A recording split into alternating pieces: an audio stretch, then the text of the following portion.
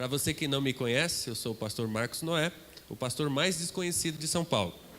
Então pode ficar sem problema, eu sou pastor da igreja mais bela também de São Paulo, Videira Vila das Belezas. Então o nome já diz tudo.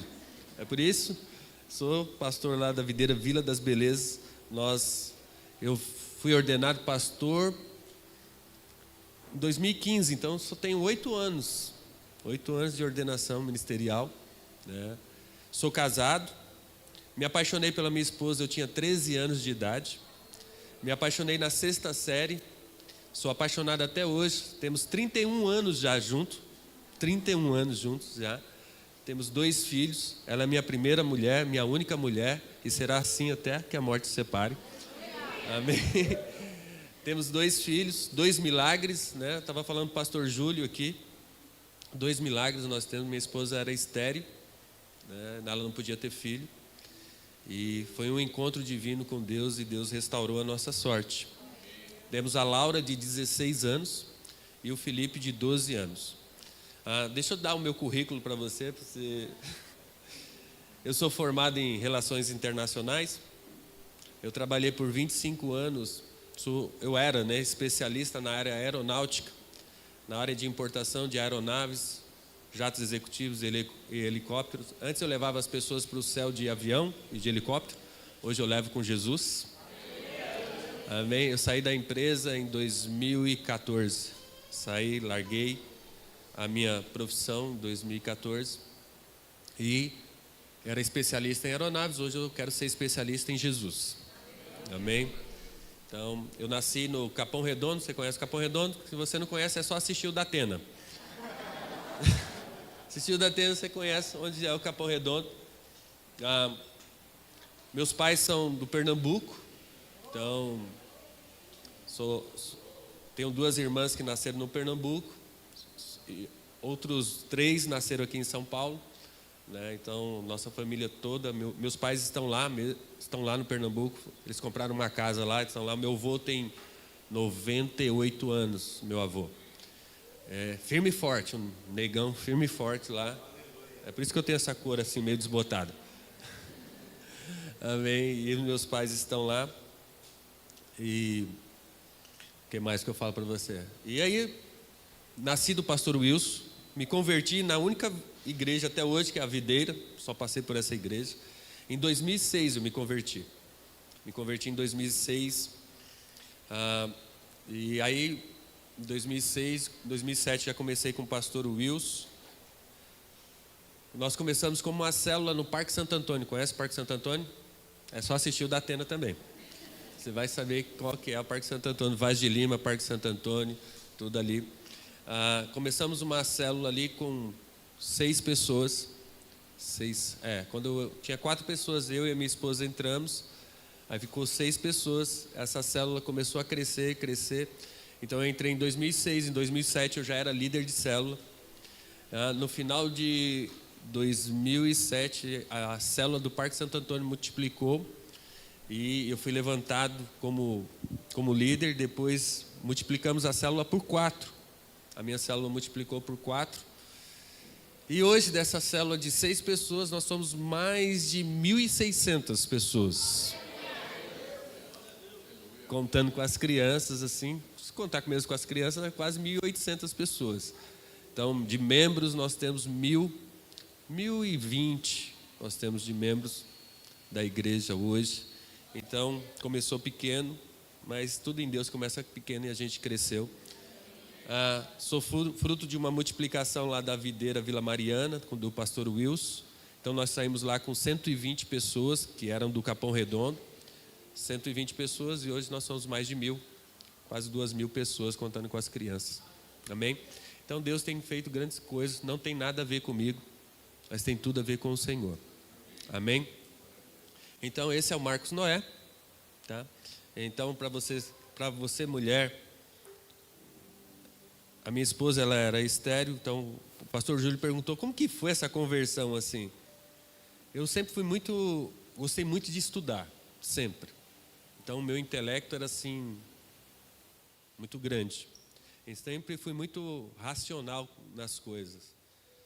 E E você sabe, você ganha muito bem, então eu ganhava muito bem. Um menino que nasceu pobre no Capão Redondo.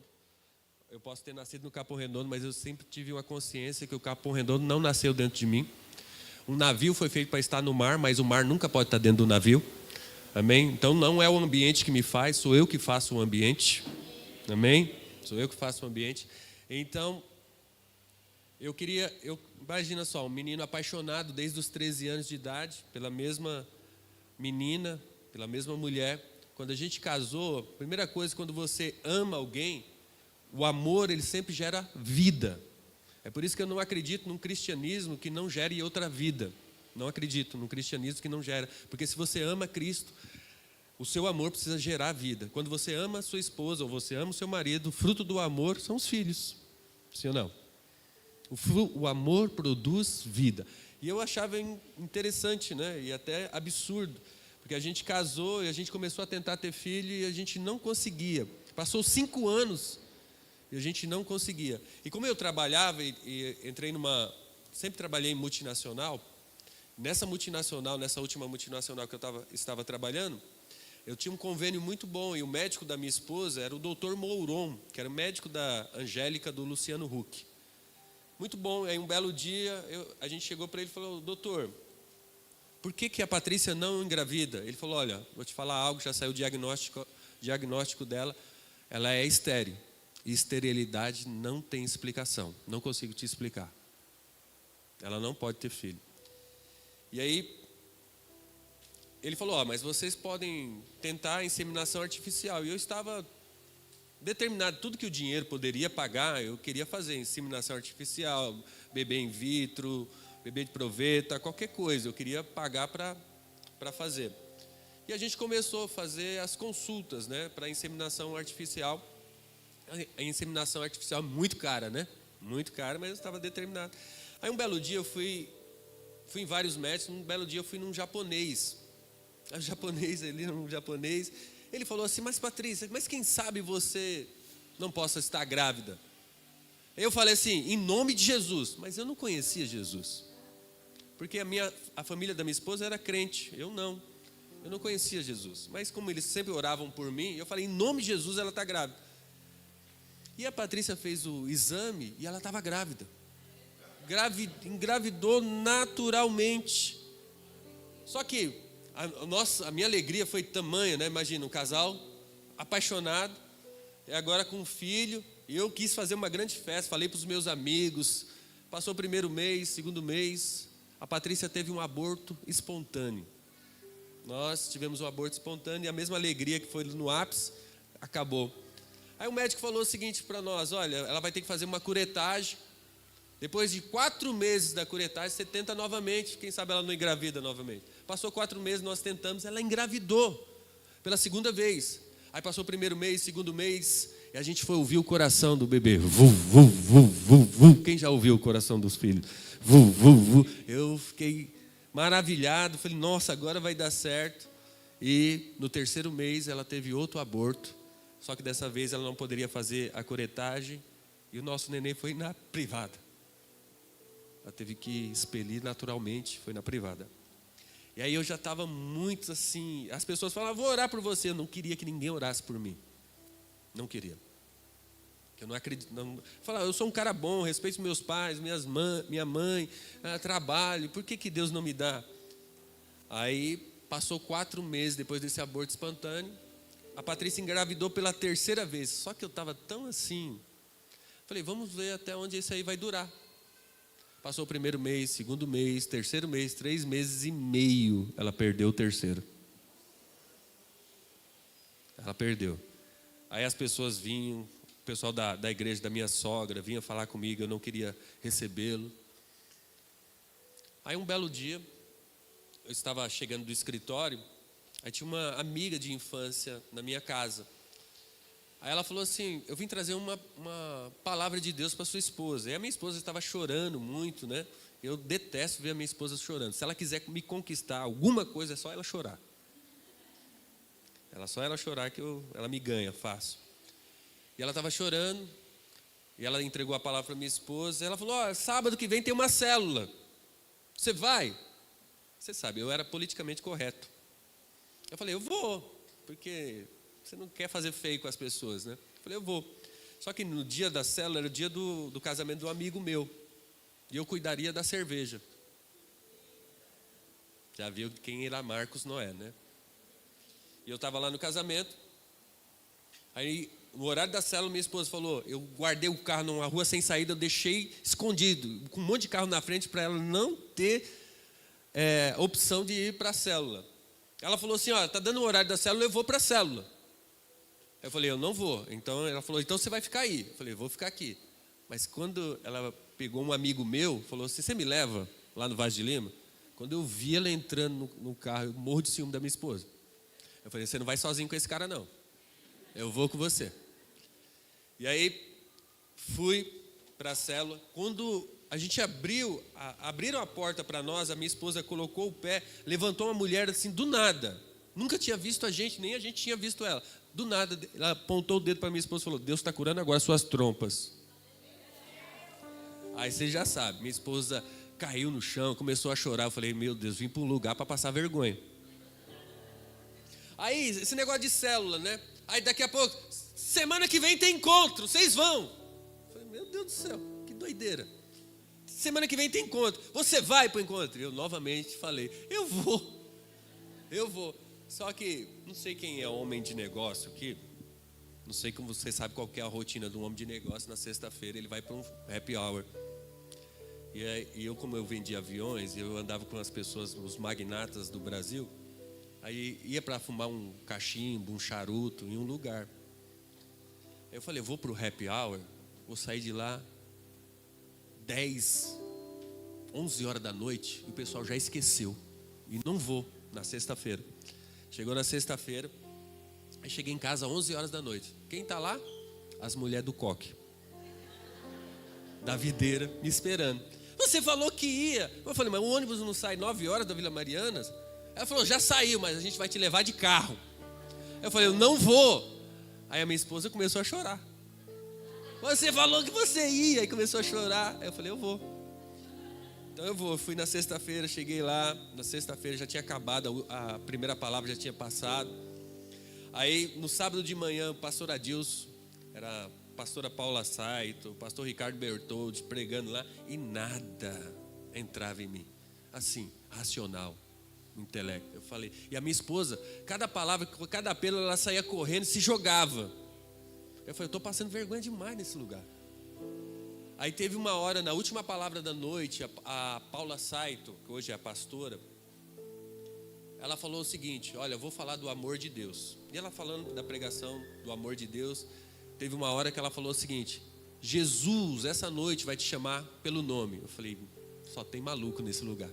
Agora essa japonesa falando que Jesus vai me chamar pelo nome. Sabe o que eu fiz? Eu levantei da cadeira e fui para o fundo da capela. Fui para o fundo da capela. Eu falei, eu não acredito que estou vivendo essa maluquice aqui. Aí, no fundo da capela, as pessoas vinham até mim falar comigo, senta lá. Eu falei, não vou sentar não, vou ficar aqui. Aí tem uma hora que o pessoal me deixou sozinho. Aí eu fiz um teste. Eu falei, se você é quem essa mulher está falando que é, então me chama pelo nome. Aí, Júlio, foi que aconteceu a experiência. Uma voz muito audível, não foi um negócio aqui dentro. Falou, Marcos. E aí, eu ouvi, já me abalou. Aí eu olhei para o lado, falei, quem está me chamando? A voz novamente, Marcos. Só que dessa vez ela rasgou aqui dentro. Aí quando veio a terceira vez, Marcos, eu saí correndo, me joguei na frente. E falei, Deus está me chamando pelo nome. Peguei o microfone da pastora Paula. Falei, Deus está me falando comigo. Aí tudo que ele falava eu repetia no microfone. E aí eu repeti para minha esposa. E ele falou o seguinte, o que você veio buscar aqui, eu vou te dar. Aí ela que passou vergonha. Ela passou uma vergonha muito grande. E aí, nesse momento, eu entreguei a minha vida para Jesus. E foi uma experiência tão poderosa, que aí no domingo, fui batizado em línguas, eu quis me batizar lá, tudo. E aí eu saí na semana, a Patrícia engravidou na mesma semana. Fizemos o teste, ela estava grávida. Passou o primeiro mês, segundo mês, terceiro mês, veio outro sangramento. Aí eu falei assim: esse agora você não me tira, Satanás.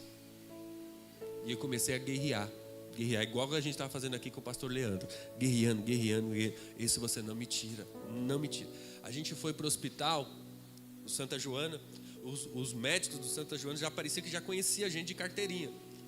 Aí quando falou que ela estava sangrando, o médico já falou: ó, entra aqui, fica aqui esperando o ultrassom para a gente ver como que tá. Assim, mais um que perdeu, né? Só que quando a gente entrava na sala de ultrassom, a gente chorava muito. Dessa vez, Deus fez eu e a Patrícia dormir. Nós dormimos. Aí o doutor chamou a gente acordou. Tá, vamos fazer ultrassom? Quando foi fazer ultrassom, o neném estava assim, ó. A gente tem um vídeo da minha neném assim, ó. Assim: pai, confia, eu estou aqui. E hoje esse milagre tem 16 anos, que é a Laura. 16 anos.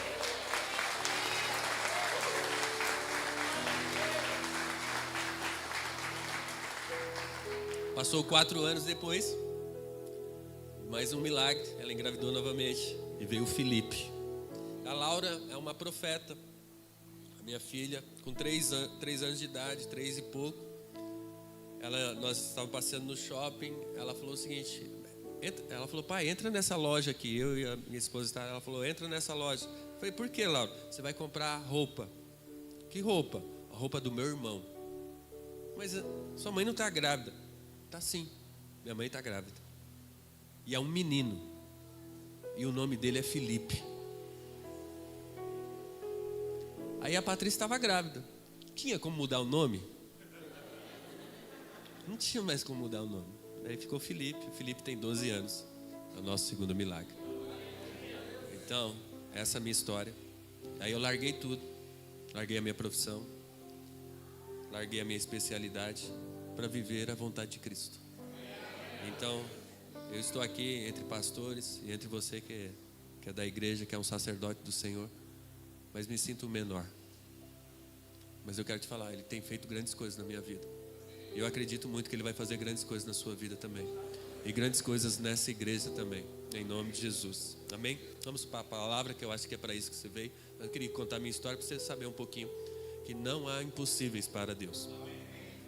Lá, sempre no Capão Redondo, as pessoas no Capão Redondo falam o seguinte: olha, eu sou assim porque eu não tive oportunidade, eu não recebi oportunidade. Eu quero falar para você que a oportunidade não é recebida. A oportunidade é conquistada. Somos nós que conquistamos. Sempre tem uma terra prometida para cada um de nós. A grande questão é a sua disposição de conquista. A nossa disposição de conquista. Certa vez perguntaram para Diel Moody: Moody, o que você acha das igrejas pequenas? Moody falou o seguinte: existe algo pequeno onde Deus está? Não existe. Nada pequeno. Há um Deus todo-poderoso, o Jeová Jireh, o Deus provedor de todas as coisas na nossa vida. E Ele está aqui. Amém? Você crê nisso? Amém. Eu já peguei meu tempo todo, né? Contando meu testemunho. Amém. Mas vamos para a palavra. Queria que você fechasse seus olhos, inclinasse sua cabeça, pedisse revelação ao Senhor. Papai, nós te rendemos graças. Obrigado, Jesus. Obrigado porque até aqui o Senhor tem nos sustentado. Tu és um Deus poderoso, Tu és um Deus magnífico, Tu és um Deus extraordinário. E nós estamos aqui rendidos ao Senhor.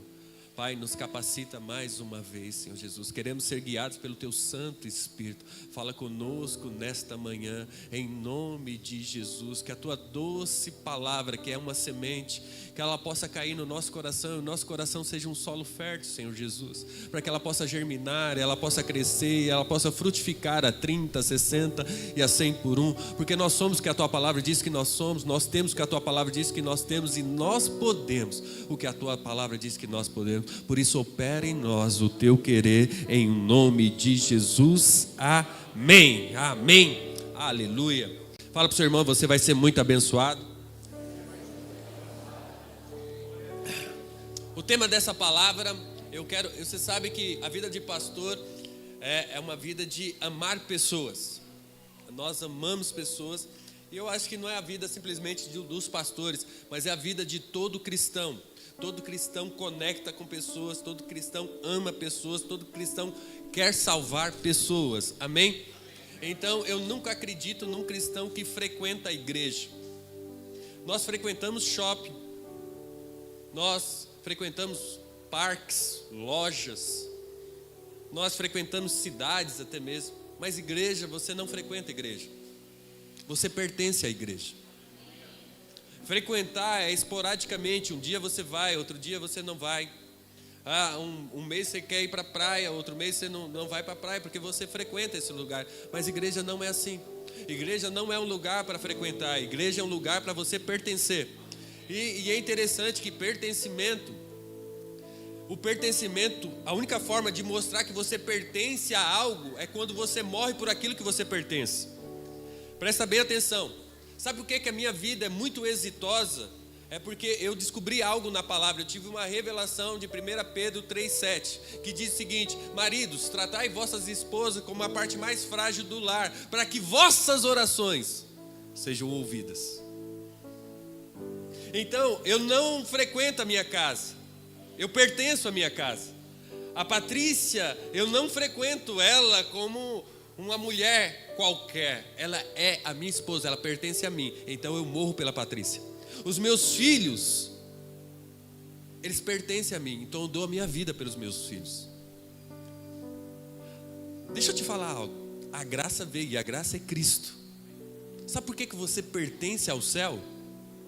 Porque Jesus morreu por você. Então, sem sacrifício não há pertencimento. Quando você vem para o prédio da igreja e você não dá vida por isso aqui, é porque você só frequenta isso aqui. Mas quando a gente pertence, a gente morre por aquilo pelo qual a gente acredita. Então existe uma causa para a gente morrer. Então existe uma causa para a gente viver. Se você não tem uma causa para você morrer, é porque você ainda não sabe o sabor da sua existência. O pertencimento gera isso em nós. Igrejas fortes são pessoas que pertencem à igreja, não frequentam a igreja, fazem parte da igreja. Você sabe que onde há unidade, há poder de Deus. Amém? Faz sentido isso? Onde há unidade, há poder de Deus, há manifestação de glória, de unção, há poder de Deus. Você sabe, na palavra de Deus há uma unidade que foi a unidade para construir a Torre de Babel. Você olha aquelas pessoas. Por que eles queriam construir? Eles queriam algo, um monumento que tocasse o céu. Por que eles queriam tocar o céu? Porque eles queriam ser reconhecidos. Reconhecidos com todos, por todo mundo. Que eles fizeram algo que iria tocar o céu. A Bíblia diz que era impossível parar eles, porque existia unidade. Existia unidade, ele não conseguia parar eles. E aí o que Deus faz para parar? Deus manda línguas estranhas sobre o pessoal. Eles ficaram confusos e não conseguiram ter êxito. Eles foram dispersos através de língua estranha. Mas você lembra lá em Atos, quando todos estavam reunidos? Eles também queriam algo. Eles queriam tocar o céu. Eles queriam tocar o céu. Todos estavam reunidos e eles eram unânimes em algo.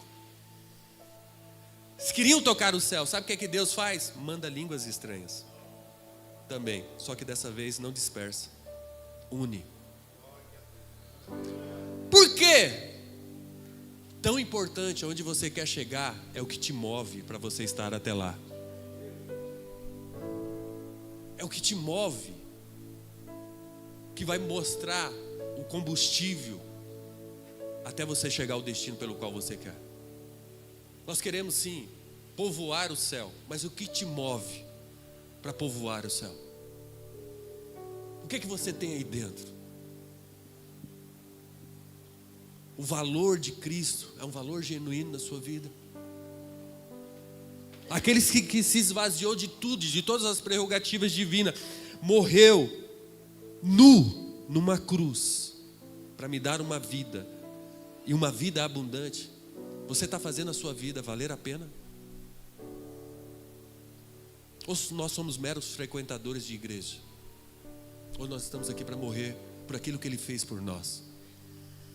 Sabe, se tem algo na mentalidade que nós precisamos mudar, que eu sempre luto na periferia, é a mentalidade de vítima. Enquanto a nossa mente não for renovada e tirar esse vitimismo, nós achamos que é a igreja que nos serve, quando você deveria perceber que você é a igreja e que você deveria servir o mundo. Aí tem que sair esse vitimismo. E é sobre esse tema que eu quero falar isso com você nessa manhã. O tema da palavra é: transforme o mundo ao seu redor. Amém? E eu quero falar, o que é a vida então? O que é a minha vida? O que é a sua vida? A vida é para causar impactos. A minha vida precisa causar um impacto. A minha vida precisa causar um impacto na vida da minha esposa, na vida dos meus filhos, na vida das pessoas pelo qual estão ao meu derredor. Porque aqui habita Cristo. Então a minha vida precisa causar impacto. Mas o primeiro impacto que precisa acontecer na minha vida é Cristo. É Cristo em nós, a esperança da glória. Então o primeiro impacto que deve acontecer na minha vida é o impacto de Cristo em você. Certa vez os discípulos perguntaram para Jesus: onde está o reino dos céus? Ele falou: dentro de vocês. Então o primeiro impacto é aqui. Nós queremos impactar sim, sempre. Eu falo para as pessoas lá da minha igreja: eu não quero ter uma igreja por ser igreja. Eu não quero estar na pesquisa do IBGE como um crente, porque na pesquisa do IBGE diz que no Brasil tem 65 milhões de crentes, 65 milhões de evangélicos que não afetam, que não transtornam, que não modelam nada. Por quê? Só fazem parte de uma pesquisa. Só parte de uma pesquisa. Mas eu quero te falar uma coisa: a Bíblia não me chama de crente, a Bíblia não me chama de evangélico. Por quê? Porque se você não sabe quem você é, você não sabe o que fazer. Porque identidade é isso. Identidade gera uma atividade. Se você não sabe quem é, você não sabe o que fazer. A Bíblia não me chama de crente, a Bíblia também não me chama de evangélico, mas a Bíblia me chama de filho. É por isso que Paulo fala lá em Romanos que toda a criação aguarda a manifestação dos crentes, a manifestação dos evangélicos, a manifestação dos filhos. Toda a criação aguarda a sua manifestação quando você souber que você é filho de Deus. Aí você vai ver igrejas fortes, prevalecentes, inspiradas, despertas, trazendo o céu para essa terra, transtornando e transformando o mundo que está ao derredor. Salmo 23, versículo 5 diz o seguinte: tu me honras ungindo a minha cabeça com óleo, fazendo transbordar o meu cálice. Primeiro Ele faz em mim, para depois fazer através de mim. Primeiro Ele fez em você, para depois fazer através de você. O cálice transborda, para que todos que estão ao meu derredor sejam abençoados com aquilo que Deus tem derramado sobre a minha vida. Sabe, não é por acaso que Deus tem derramado a unção, o poder e a glória que está sobre a sua vida. É para que todos que estão ao seu derredor sejam abençoados por você. A sua casa, os seus filhos, a sua área de trabalho, sabe, a sua faculdade, a sua escola, em qualquer lugar pelo qual nós estamos, o nosso cálice transborda de unção, de poder e de glória de Deus. Então, a partir do momento que nós somos ungidos, a unção passa por nós e depois é usada ao mundo pelo qual nós estamos, à nossa volta. Então, quando nós olhamos a igreja primitiva, nós vemos homens e mulheres ali poderosos, fortes. E sempre a gente quer fazer uma cópia da igreja primitiva. Sempre a gente quer fazer essa cópia da igreja primitiva. E é interessante isso. A gente quer ser igual à igreja primitiva, mas a gente não quer fazer a mesma coisa que a igreja primitiva faz ou fazia. A gente quer tudo, mas não quer ter o mesmo comportamento, a mesma disposição, a mesma ousadia, a mesma intrepidez e ainda mais, a mesma fome e a mesma sede por Jesus. Porque quem tem fome e sede por Jesus, o culto dele, o culto racional dele é entregar o corpo dele como sacrifício.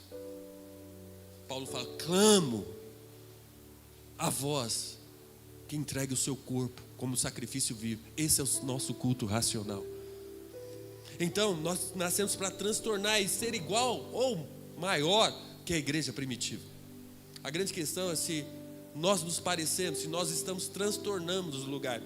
Eu acho que o versículo chave da igreja primitiva está lá em Atos 17:6. E resumindo parte B desse versículo, diz o seguinte: aqueles que têm causado transtorno no mundo todo, agora estão aqui perturbando a nossa cidade. Uau! Uau! Aqueles que têm causado transtorno no mundo inteiro, agora estão perturbando aqui a nossa cidade. Se o seu evangelho não perturba, tem algum problema. Tem algum problema. Você já notou, não sei você aqui, mas lá no Capão Redondo sempre tinha um ditado, que igreja, pastor Antônio, as pessoas falam o seguinte, que igreja é igual boteco, tem uma em cada esquina. Por que eles comparam e associam a igreja a um boteco? Porque as pessoas que estão dentro da igreja se assemelham às pessoas que estão no boteco. Porque o que o cara vai fazer no boteco? Afogar suas mágoas. E o que as pessoas muitas vezes vêm para dentro da igreja? Afogar suas mágoas. Porque vem por uma necessidade, não por amor a Cristo. E eu quero te falar, Deus não responde às suas necessidades. Alô? Deus não responde às suas necessidades. Deus responde à sua fé. Deus responde à sua fé. É por isso que as pessoas têm essa analogia com um boteco, um bar e a igreja. Porque a igreja ainda não impactou, a igreja ainda não influenciou. E em nome de Jesus, eu sempre falo que a igreja videira Vila das Belezas, VB, as pessoas irão conhecer por uma igreja forte, destemida, ousada, intrépida, apaixonada por Cristo. E assim será a GVC também. Forte, destemida, ousada, intrépida, de homens e mulheres que transtornam o mundo. Eu creio que nesse momento Deus está levantando uma geração que vai transtornar, que vai transformar, que vai impactar, que vai modelar uma sociedade. Deus está levantando essa geração. Em nome de Jesus, que possa ser você que resolveu falar para a criação: não precisa mais aguardar por mim, porque o Filho de Deus se manifestou agora. É para isso que eu e você viemos. Manifestar o poder dos céus nessa terra. Não podemos ficar passivos, omissos, porque a omissão é uma posição. Não podemos ficar assim. Quantas pessoas estão indo para o inferno? Quantas mães estão chorando com os filhos nas drogas? Porque nós não nos manifestamos ainda. Quantos divórcios vão existir ainda? Porque nós não nos levantamos.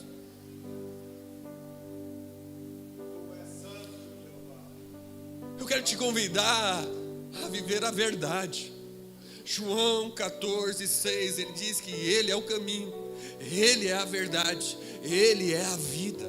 Ninguém vai ao Pai se não for por Ele. Ele é o centro de tudo. É Cristo em tudo, é Cristo em todos. Então eu e você fomos chamados para modelar, impactar, transformar e transtornar os lugares pelo qual Deus nos colocou. Onde Deus te inseriu? Eu vi aqui pastores de várias cidades. Glória a Deus por isso. Até de outros estados. Deus te chamou para você impactar, transtornar, transformar e modelar o lugar que você está. Como?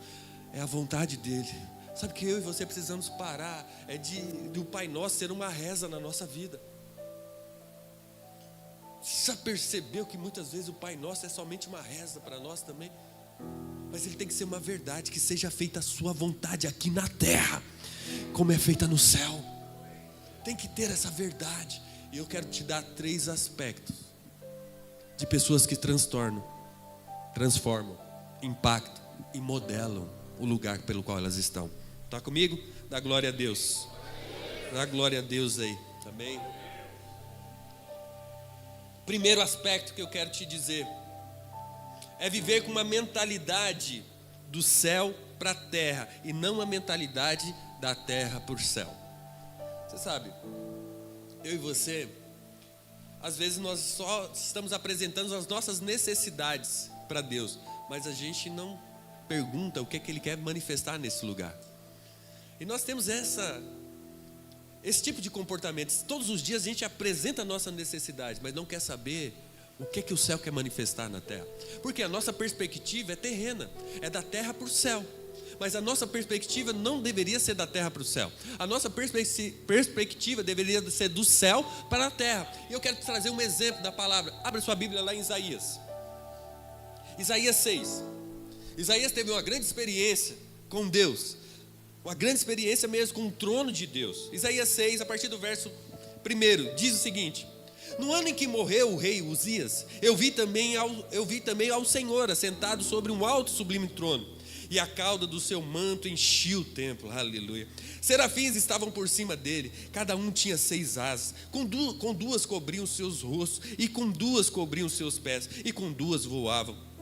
Clamavam uns aos outros, dizendo: Santo, Santo, Santo é o Senhor dos exércitos, toda a terra está cheia da sua glória.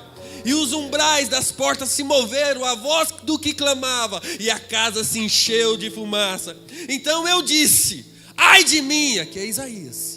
E eu disse: ai de mim, pois estou perdido, porque sou um homem de lábios impuros, e habito no meio de um povo de impuros lábios. Os meus olhos viram o rei, o Senhor dos exércitos. Presta bem atenção, a perspectiva de Isaías, da terra para o céu. Você sabe, quando você não foi ganho pela graça, e você não concorda da graça de Deus, a sua perspectiva terrena é de você se sentir um condenado e de condenar todo mundo que está ao seu derredor, porque você ainda não experimentou da boa, agradável vontade de Deus, a graça dele. E aí a gente acusa nós mesmos, porque a gente está frente a Deus, e aí você se sente indigno de estar lá, e acha que as pessoas que estão ao seu lado também são indignos de também estar. Aí Isaías fala o seguinte: ai de mim, que sou um homem de lábios impuros, mas também habito no meio de gente assim também, de impuros lábios. Se eu sou torto, todo mundo é torto aqui também. A perspectiva terrena faz você apontar o pecado do outro. Você se vê e ainda mais apontar o pecado do outro. Mas eu fico prestando atenção em Isaías, ele mais aponta o pecado dos outros do que ele enxerga ele mesmo. Porque pecado é assim, é igual mau hálito. Você sente do outro, mas não percebe o seu. Faz sentido para você? E aí Isaías tem essa perspectiva da terra para o céu. Mas os seres celestiais, eles estão cantando: Santo, Santo, Santo é o Senhor dos exércitos. O que é que eles estão falando da terra? Toda a terra está cheia da glória de Deus. Isaías está vendo pecado, os seres celestiais estão vendo a glória de Deus na terra. Então, uma visão é diferenciada. Da terra para o céu é uma coisa, mas do céu para a terra é totalmente diferente. Então a grande questão é: qual que é a sua perspectiva? Qual que é a sua perspectiva? Os seres celestiais estão falando: toda a terra está cheia da glória de Deus. E é interessante que eu e você precisamos ter essa perspectiva, porque Efésios 2:6, Paulo fala o seguinte: que eu e você estamos assentados nas regiões celestiais em Cristo Jesus. Então, a minha perspectiva não deveria ser terrena. Se eu estou assentado nas regiões celestiais em Cristo Jesus, a minha perspectiva deveria ser do céu para a terra. E é interessante, quando Paulo fala das regiões celestiais que eu e você estamos assentados, ele está falando do terceiro céu. Então, se existe o terceiro céu, é porque existe o segundo céu e existe o primeiro céu. O que é o primeiro céu? O primeiro céu é esse céu que você sai daqui, você olha, você vê as nuvens. O que tem debaixo desse céu? Debaixo desse céu tem as guerras. Debaixo desse céu tem as doenças, tem a ansiedade, tem o medo, tem a depressão. Está debaixo desse céu. Existe um segundo céu. O que é o segundo céu? Você lembra, já leu o livro de Daniel? Quando Daniel está jejuando 21 dias e o príncipe da Pérsia resiste, Deus manda Miguel batalhar. E Miguel vence e é liberado a promessa para Daniel. E o que é então o segundo céu? É onde estão as guerras, principados e potestades, dominadores desse mundo, batalhas espirituais, está no segundo céu. E o terceiro céu? É onde eu e você estamos, nas regiões celestiais em Cristo Jesus. Então presta atenção no que eu vou te dizer. Se você está da terra para o céu, o medo, a angústia, as guerras, a depressão, a ansiedade, síndrome do pânico está acima de você. Se você está da terra para o céu, dominadores desse mundo, principados e potestades estão acima de você. Agora, se você estiver no terceiro céu, medo, angústia, depressão, ansiedades estão debaixo dos seus pés. Dominadores desse mundo, principados e potestades estão debaixo dos seus pés. Quer transtornar o mundo? Tenha perspectiva do céu para a terra, não da terra para o céu. Não apresente as suas necessidades. Saiba qual que é a vontade que Deus queira fazer nessa terra. Toda a terra está cheia da glória dele. Aleluia! É muito fácil a gente apontar o pecado do outro, mas o difícil mesmo é você apontar o destino dessa pessoa. Segunda coisa que eu e você precisamos para transtornar, transformar, modelar, impactar tudo à nossa volta é viver por uma missão. Eu e você precisamos viver por uma missão. O grande problema de pessoas que frequentam a igreja é que eles não vivem pela missão. Existe uma missão na videira. Nosso encargo é edificar uma igreja de vencedores, onde cada membro é um sacerdote. Essa é a nossa missão. Essa é a nossa visão. Nós estamos para isso. Encargo, compromisso, edificação, construção. É para isso que nós estamos. Nós estamos dentro de uma missão. Eu quero deixar isso bem claro para você. Você está dentro de uma missão. Então, você precisa viver por essa missão. Eu quero contar a história de dois homens aqui. Lembra da história de Paulo e Silas? Paulo e Silas, lembra deles? Que eles estavam pregando, esses caras que estavam transtornando a terra, eles chegam em Tessalônica, e é interessante, porque César era o rei, Kyrios Kaiser, era assim que falava, Kyrios Kaiser, porque César era o rei, mas Paulo chega lá e fala, quem é o rei é Jesus.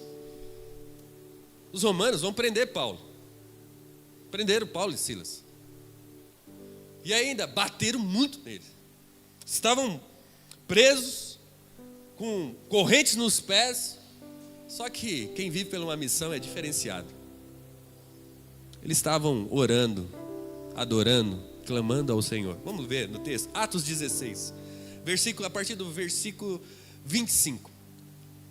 Por volta da meia-noite, Paulo e Silas estavam orando e cantando hinos a Deus. E os outros presos o ouviam.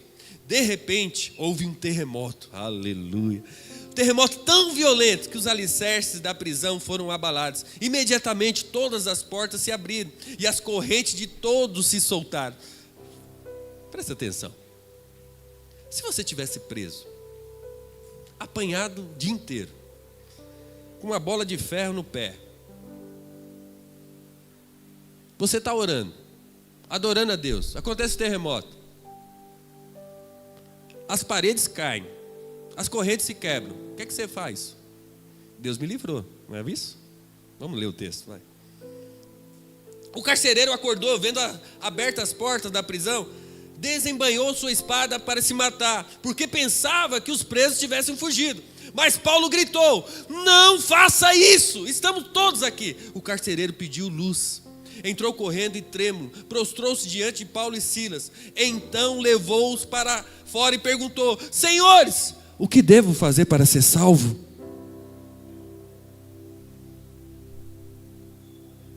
Quantas pessoas aí fora estão querendo a mesma resposta e fazendo a mesma pergunta para nós? Senhores, o que devo fazer para ser salvo? Eles responderam, creia no Senhor Jesus e serão salvos, você e os da sua casa. Então presta atenção no que eu vou te dizer. Paulo e Silas apanharam, Paulo e Silas estão com a corrente no pé, Paulo e Silas estão dentro da cadeia, e eles estão orando, adorando a Deus, louvando a Deus, e um terremoto acontece. Eles eram tão perigosos, porque colocaram até um carcereiro para ficar vigiando eles. Um terremoto acontece, correntes se quebram, a cadeia cai.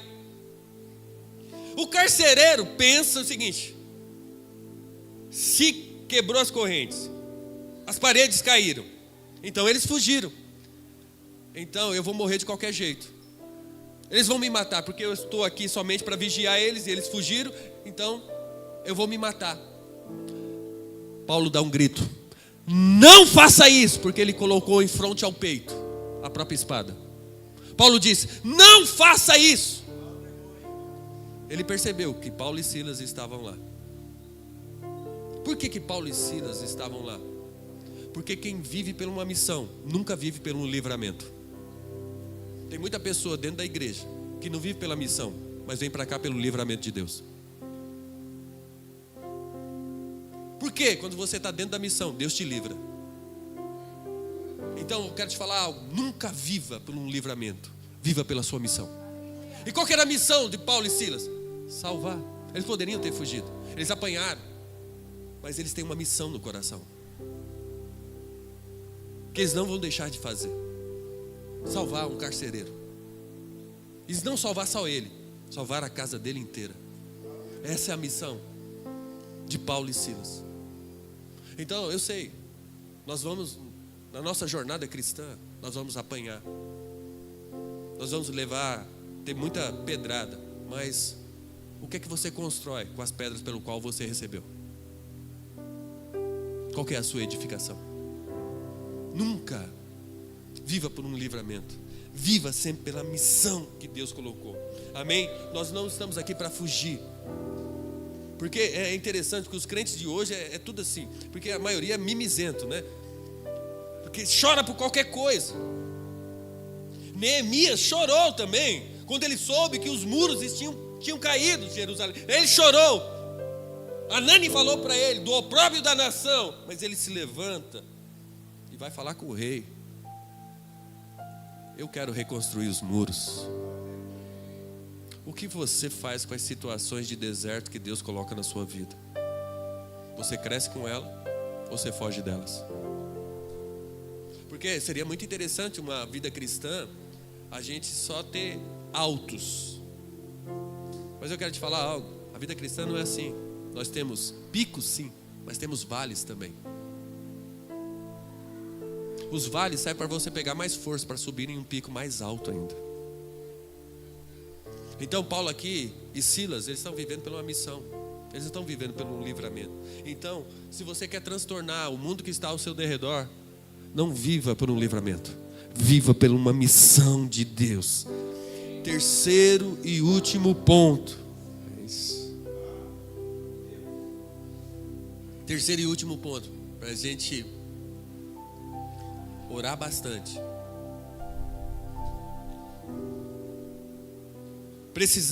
Terceiro ponto, precisamos responder a pergunta que o mundo ainda não fez. Pastor, tá louco, você tá maluco hoje.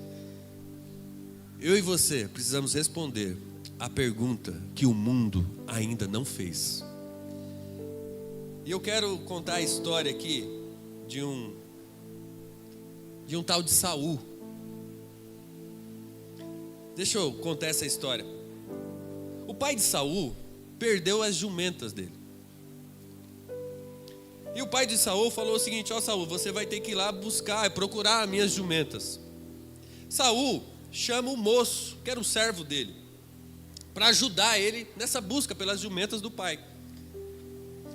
Interessante que eles estavam procurando, e eles não achavam a jumenta do pai. E Saul falou para o servo dele, o moço, falou: olha, é melhor a gente voltar, porque o meu pai vai ficar preocupado comigo agora, porque nós não achamos as jumentas, e a gente vai achar que a gente se perdeu também. Deixa eu ler o texto que é melhor para você. 1 Samuel 9, versículo 5. Primeiro cenário que eu quero que você perceba aqui é Saul buscando as jumentas do seu pai. 1 Samuel 9, a partir do versículo 5. Vindo eles então à terra de Zufê, Saul disse para o seu moço, com quem ele ia: vem e voltemos, que porventura meu pai não deixe de inquietar-se pelas jumentas e se aflija por causa de nós. Porém ele lhe disse: eis que há nesta cidade um homem de Deus, um homem honrado, é tudo quanto diz sucede assim infalivelmente. Vamos agora lá porventura, nos mostrará o caminho que devemos seguir. Então, Saul está procurando a jumenta, ele quer voltar para casa, o servo dele falou: olha, espera um pouquinho, tem um homem aqui que mora aqui perto, esse homem é um profeta, e ele sabe tudo, é infalível, o que ele fala acontece. Quem era esse profeta? Samuel. Segundo cenário, primeiro cenário, Saul buscando as jumentas. Segundo cenário, Deus está falando com Samuel. Deus está falando com Samuel que vai vir um homem, bater na porta dele, e esse homem será o novo rei de Israel. Esse é o segundo cenário. Primeiro cenário, Saul está procurando jumento, o moço fala: olha, tem um homem aqui perto, ele é um profeta, ele vai falar para nós onde está a jumenta do seu pai. Segundo cenário, Deus está falando com Samuel, que vai bater um homem na porta dele, e esse homem é o novo rei de Israel. 1 Samuel 9,15. Porque o Senhor revelara aos ouvidos de Samuel, um dia antes que Saul viesse, dizendo: amanhã a essas horas te enviarei um homem da terra de Benjamim, o qual ungirás por capitão sobre o meu povo de Israel, e ele livrará o meu povo da mão dos filisteus, porque tenho olhado para o meu povo, porque o clamor chegou a mim. E quando Samuel viu Saul, o Senhor disse: eis aqui o homem de quem tenho dito, este dominará sobre o meu povo. Então presta atenção no que eu vou te dizer. Primeira parte, Saul estava procurando as jumentas. Segunda cena aqui, Samuel ouviu de Deus que um homem ia bater na porta dele. No outro dia, essas duas histórias se juntam. Saul bate na porta de Samuel. Qual que era a pergunta que Saul ia fazer para Samuel? Onde estão as jumentas do meu pai? Só que Samuel responde uma pergunta que ele não fez. Você é o novo rei de Israel. Pastor, o que o senhor quer dizer com isso? Você já viu aquele termo que as pessoas falam que a igreja é um hospital? Alô? Já viu esse termo? Que as pessoas falam o seguinte: a igreja é um hospital. E é interessante que é mesmo. Por que é um hospital? Porque as pessoas vêm para cá pela sua necessidade. E a gente, como igreja, a gente supre a necessidade das pessoas. Sim ou não? Mas se eu te falar que a igreja não só é um hospital.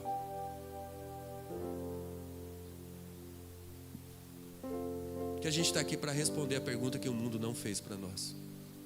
Porque a gente gosta assim e a gente está aqui para suprir a necessidade das pessoas, sim. Mas qual que vai ser o dia que a gente vai apontar o destino delas? Samuel apontou o destino de Saul. As pessoas sim vêm com muita necessidade, mas nós vamos responder uma pergunta que elas não fizeram. O seu destino é reinar em Cristo. O seu destino é ser um sacerdote nessa terra. O seu destino é esse. Eu sei que você tem uma necessidade, mas Deus te chamou para você reinar. Jesus morreu naquela cruz e ao terceiro dia Ele ressuscitou para te dar uma vida. E não é qualquer vida, é uma vida abundante. Há um destino para você, há um destino para sua casa, há um destino para sua família, há um destino para os seus filhos. E nós queremos apontar o destino para vocês. Certa vez eu estava em casa, eu estava colocando meu tênis, amarrei o meu tênis, aí Deus falou comigo. Falou: Marcos, você nasceu para desatar destinos. Eu quero falar a mesma coisa para você. Não é por acaso que você está aqui nessa conferência. Não é por acaso que Deus te trouxe até aqui. Talvez você pense o seguinte: eu recebi um convite e é por isso que eu estou aqui. Ninguém convence ninguém a não ser o Espírito Santo de Deus. Você está aqui porque Ele te trouxe. E Ele quer apontar o seu destino. Como profeta, como sacerdote do Deus Altíssimo, Ele quer mostrar o seu destino. Então nós queremos sim transformar o mundo ao nosso derredor. Como? Com a perspectiva certa. Nós estamos assentados nas regiões celestiais. Então está tudo debaixo de nós. O medo não tem poder sobre as nossas vidas. A angústia, as aflições. Jesus falou: no mundo terás aflições, mas eu venci o mundo. Estão debaixo dos nossos pés. Depressão, síndrome de pânico está debaixo dos... O inferno não tem poder sobre nós. A porta do inferno não vai resistir à igreja. Não vai resistir à igreja. Quando Jesus está lá em Cesareia de Filipe, ele pergunta para os discípulos: quem as pessoas estão dizendo que eu sou? Aí os discípulos respondem: uns estão falando que o Senhor é Elias, outros João Batista, outros Jeremias. E vocês? Quem dizem que eu sou? Se levanta um tal de Simão Barjonas e fala: tu és o Cristo.